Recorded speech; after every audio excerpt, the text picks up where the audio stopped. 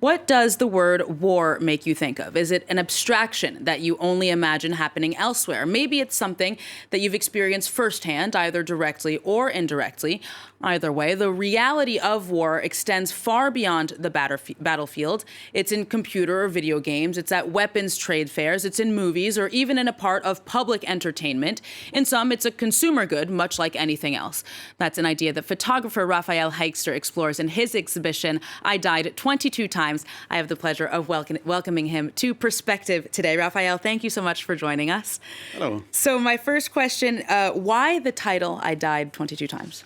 Because I took pictures in different scenarios. One of the scenarios was airsoft games, a leisure time activity where people dress up as soldiers and shoot each other with small plastic bullets. The gameplay is similar to paintball or laser tag. And as a photographer, I got hit sometimes by accident.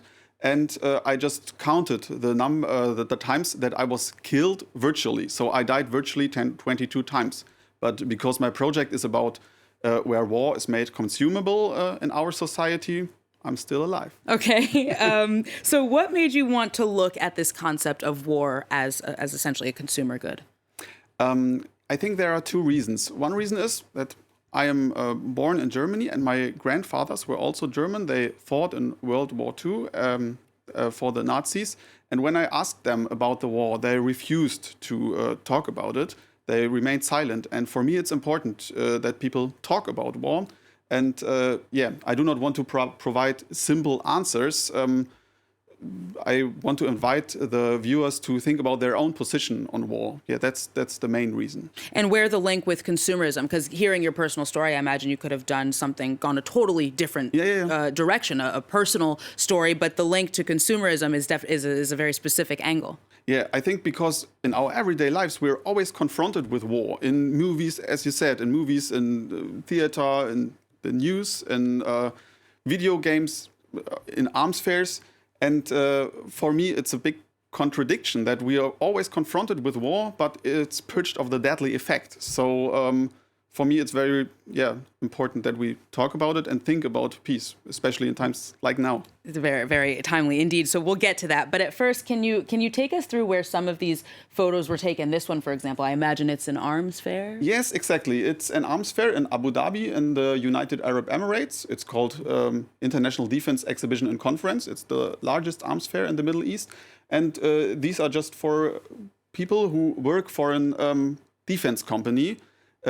Interesting fact is that this defense company is called Ukrainian Defense, or Ukrainian Armor, sorry. And so these guys are all Ukrainians. When I have showed this picture in the past, people always reacted like, how can these young people sell weapons? But yeah, we all know what's happening now in Ukraine. And somehow maybe people think different about it. It's not black or white, something like that. But yeah, I just stand there at their booth at the arms fair, waited for like 20 minutes until they started to ignore me, and then I photographed them standing at their booth at the fair. Okay, so what about this one? It looks also like it's somewhere in Europe? No, it's also in Abu Dhabi. It's an air show where aircrafts flew some maneuvers, and the people were just the visitors of the arms fair, mostly politicians and business people were taking videos with their mobile phones. All right, we'll continue to look at some of your photos in the background, but can you tell me, is there a regional focus in your images? Is there any, is it just a more general look globally at war as a consumer good, or do you have a regional focus? Right now, most pictures are taken in Europe, some are taken in United Arab Emirates, but I do not want to focus on a special region because I think it's a global topic. And are your photos only like exterior to the battlefield, or have you also taken photos for this exhibition actually on the battlefield? No, there were no photos taken on the battlefield. It's only places where war is made consumable by staging it. Okay. If I'm correct, this rather timely exhibition obviously dates back several years. We were speaking earlier between 2016 and 2019. Now that Europe is being confronted with war for the first time in decades, has this conflict changed or made your views evolve at all? If the conflict has changed my view? Yeah, on war as a consumer good, on the effect that has on what we're seeing play out today. Until now, for me, war was always far away. In there's always war in different parts of the world, but now it comes closer. I totally advocate peace, and this hasn't changed. But if it comes closer, it makes things more complicated because people get afraid. And for example, my home country, Germany, has announced a few weeks ago that they will pay 100 billion euros for defense. And many people who are against war, from my friends, for example, now say, okay, I'm afraid, I think that's good, but I think paying money for defense or arms will not raise peace. It will raise Cold War or war.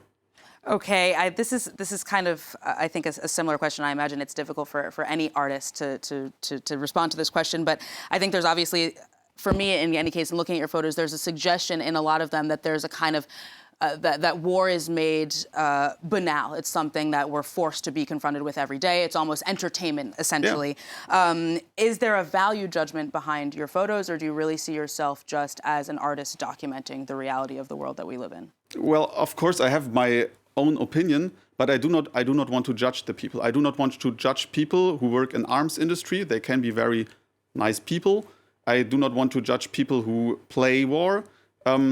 But of course, I advocate peace. That's my point of view. And I do not want to provide the answer. The viewer has to find their own answers. And yeah, that's what I want to do.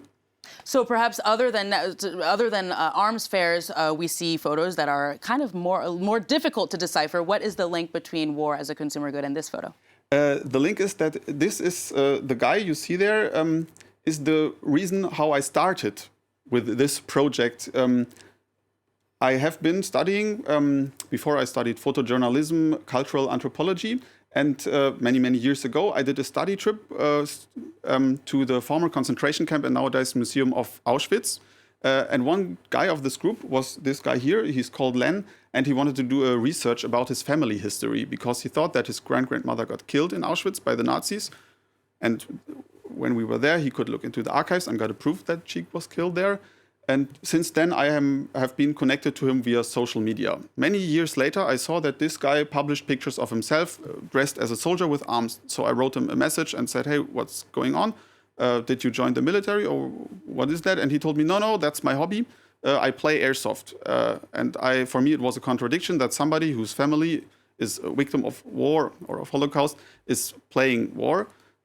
So because I was able to solve this contradiction, I asked him, hey, can I take pictures of that? And he said, yes, you can. So he invited me to come with him. And yeah, this is how I started to take pictures of these airsoft war games. And yeah, this is him laying in his room with his girlfriend and his dog. The sweetness and softness is also kind of a contradiction with the reality of these airsoft games. Perhaps as a final question, Rafael, what do you have planned? Any projects for the future? Has this war, for example, given the thematics that we've seen here, changed your plans for future exhibitions?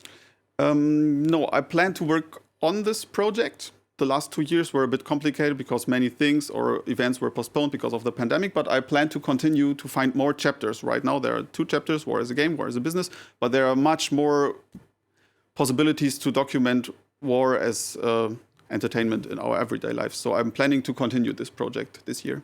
All right, looking forward to see it. Rafael Heygster, thank you so much for coming on France 24 today.